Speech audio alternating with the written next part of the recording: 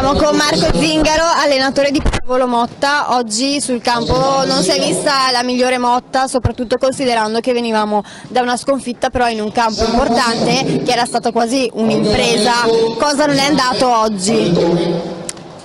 Ma non sono andate diverse cose, però in particolare non è andata la nostra fase break, che invece ultimamente stava facendo la differenza a nostro favore. Il cambio palla è stato basso, ma questa è una cosa che ci è successa già anche in partite vinte, però anzi nella parte dove noi di solito ultimamente facevamo bene, siamo stati sovrastati dall'avversario proprio in quella parte lì, quindi sarà bene fare un mea culpa da parte di tutti noi e imboccarci le maniche perché dobbiamo lavorare.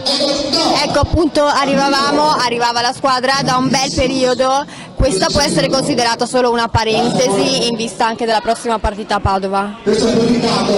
Sì, può essere considerata una parentesi se lo vogliamo noi, cioè se ci rimettiamo sulla giusta carreggiata in settimana.